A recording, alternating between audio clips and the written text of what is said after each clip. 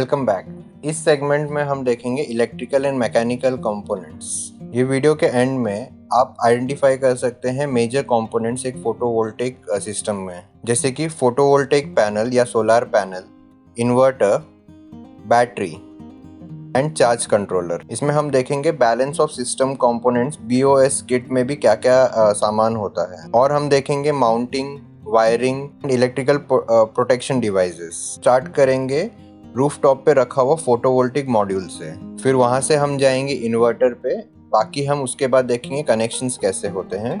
जो पिछले लेसन्स आपने अभी तक देखे हैं उसमें आप समझ ही गए होंगे कि सोलर फोटोवोल्टिक मॉड्यूल या सोलर पैनल क्या होता है। अगर हम फोटोवोल्टिक मॉड्यूल या सोलर पैनल की समरी देखें तो उसमें multiple cells, solar cells silicon के बने हुए सीरीज में कनेक्टेड होते हैं। वो सब सेल्स के कॉम्बिनेशन को हम एक फोटोवोल्टिक मॉड्यूल या सोलर पैनल कहते हैं। बहुत सारे सोलर पैनल को अगर हम सीरीज में एक साथ कनेक्ट कर दें तो वो बन जाएगा एक फोटोवोल्टिक एरे। अब वो एरे से हम क्या करेंगे, तो उस एरे से जो इलेक्ट्रिसिटी प्रोड्यूस होगी, जो करंट प्रोड्यूस होगी, वो डायरेक्ट करंट होगी, DC। हम जानते हैं कि जो हमारा घर होता है या ऑफिस होता है वो अल्टरनेटिंग करंट या AC करंट से चलता है। जो फोटोवोल्टिक मॉड्यूल सोलर पैनल आपका जो DC करंट प्रोड्यूस कर रहा है उसको हमें एक्चुअली प्रैक्टिकल यूज करने के लिए अपने घर पे उसको AC में कन्वर्ट करना होगा।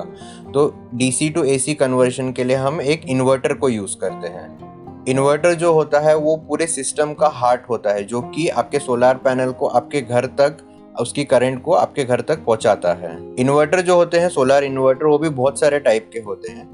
अगर एक बड़ा इन्वर्टर हम लोग देखें तो उसमें हम 40 से 50 मॉड्यूल, 80 मॉड्यूल तक हम एक साथ कनेक्ट कर सकते हैं। अगर 50-60 पैनल का अगर हमारा सिस्टम है टोटल, तो उसको हम एक बड़े इन्वर्टर से भी कनेक्ट कर सकते हैं या मल्टीपल छोटे छोटे इन्वर्टर से भी कनेक्ट कर सकते हैं। एक और नया ऑप्शन आया है मार्केट में जिसको हम बोलते हैं माइक्रो इन्वर्टर, जो कि हर पैनल के पीछे लग जाता है। सिंगल पैनल पे एक इन्वर्टर लगता है जो डायरेक्टली सोलर पैनल से जो DC करंट प्रोड्यूस हो रही है उसको हमें AC में कन्वर्ट करके दे देता है। मैंने सिस्टम एक्सप्लेन किया, ये मोस्टली ऑन ग्रिड सिस्टम होता है जिसमें सोलर पैनल होता है, इन्वर्टर होता है। वो इन्वर्टर डायरेक्टली आपके ग्रिड से कनेक्टेड होता है और आपकी ग्रिड में डायरेक्टली वो एनर्जी को फीड करता है।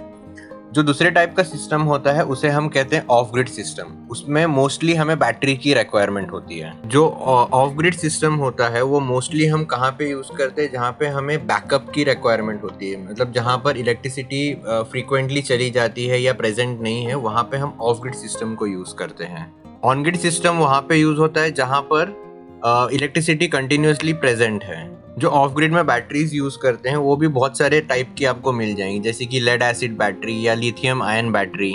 जो एक मेन चीज आपको याद रखनी होती है ऑफ ग्रिड सिस्टम में, कि जो आपका बैटरी जो आप रखने वाले हैं वो इन्वर्टर से 20 फीट के अंदर होना चाहिए, मतलब कि 3 मीटर के डिस्टेंस के अंदर होना चाहिए आपकी बैटरी और आपका इन्वर्टर। मोस्टली हम इन्वर्टर और बैटरी को साथ में ही इंस्टॉल करते हैं एक ही जगह पे।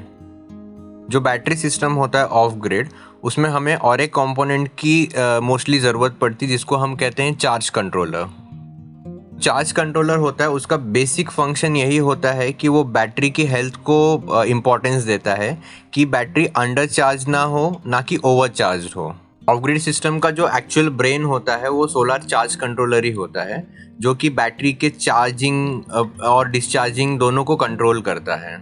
जो ऑन ग्रिड सिस्टम होता है उसकी जो वायरिंग होती है वो बहुत इंपॉर्टेंट होती है। जो पैनल से जो आउटपुट करंट आती है जो कि DC में होती है वो डायरेक्टली आपके इन्वर्टर में जाती है, वहाँ से वो AC में कन्वर्ट होके आपके जो नॉर्मल ग्रिड है वहाँ पे वो डायरेक्टली कनेक्ट हो जाता है। जो ऑफ ग्रिड सिस्टम होता है वो solar panel, charge controller, battery, ये सब से मिलके वो आपके ग्रिड में जाता है।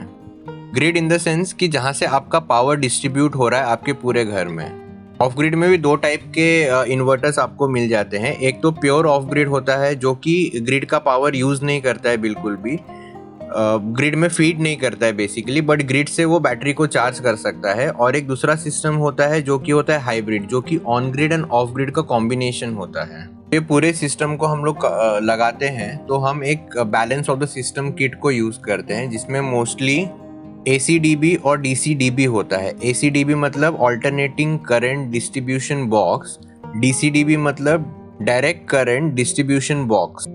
ये सिस्टम में क्या होता है कि इसके अंदर SPD का यूज करते हैं, सर्ज प्रोटेक्शन डिवाइसेस। अगर आपका सपोज पैनल से सडनली करंट ज़्यादा प्रोड्यूस हो गई कोई मैल फंक्शन की वजह से, तो वो आपके इन्वर्टर को प्रोटेक्ट करती है, जहाँ पे हम लोग यूज़ करते हैं DCDB, बिकॉज आपके पैनल से आपके इन्वर्टर में DC करंट जारी है। इन्वर्टर के आगे हम लगाते हैं ACDB बॉक्स, जिसको बोलते हैं ऑल्टरनेटिंग करंट डिस्ट्रीब्यूशन बॉक्स, जिसमें मोस्टली हम MCB का यूज़ करते हैं।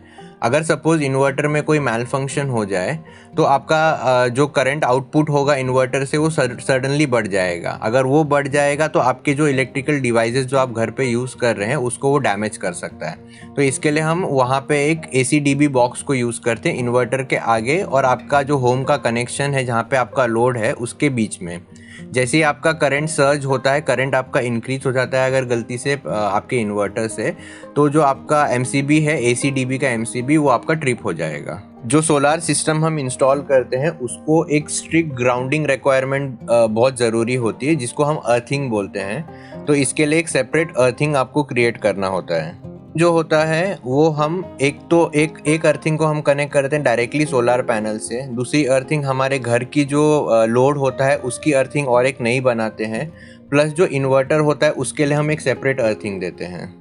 प्लस जो रूफटॉप पे आपके सोलार पैनल लगे हैं उसके साथ में हम एक लाइटनिंग अरेस्टर LA जिसको हम कहते हैं लाइटनिंग अरेस्टर लगाते हैं, वो भी अर्थिंग से कनेक्ट होता है। सपोज कि कहीं पे बिजली गिर जाए तो वो जो बिजली एक्स्ट्रा बिजली होगी वो आपके सोलार पैनल के थ्रू इन्वर्टर को आके डैमेज कर सकती है। तो इसके लिए हम लाइटनिंग अरेस्टर लगाते हैं। जैसे ही बिजली गिरती है तो लाइटनिंग अरेस्टर जो है वो बहुत सेंसिटिव होता है, वो टोटल बिजली को ग्राउंड कर देगा। तो इस मॉड्यूल में हमने देखा कि ऑन ग्रिड सिस्टम क्या होता है, ऑफ ग्रिड सिस्टम क्या होता है।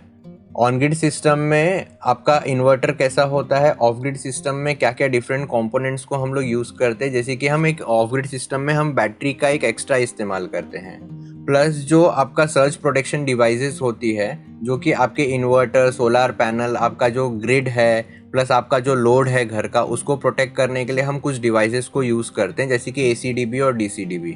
प्लस हम ग्राउंडिंग का इसमें बहुत एक इम्पॉर्टेंट सवाल आता है कि हमें ग्राउंडिंग करना बहुत ही इम्पॉर्टेंट है, चाहे वो ऑफ ग्रिड हो चाहे वो ऑन ग्रिड सिस्टम हो। प्लस जो लाइटनिंग से हमें बचाना है, क्योंकि अपना जो सोलार पैनल होता है वो रूफ के ऊपर लगा होता है, तो लाइटनिंग का खतरा बहुत ज़्यादा होता है, तो लाइटनिंग अरेस्टर लगाना भी एक मैंडेटरी होता है। तो ये सब जो चीज़ें आती हैं, लाइटनिंग अरेस्टर, ग्राउंडिंग और ACDB DCDB, ये होता है balance of the system kit, इसको हम बोलते हैं BOS किट।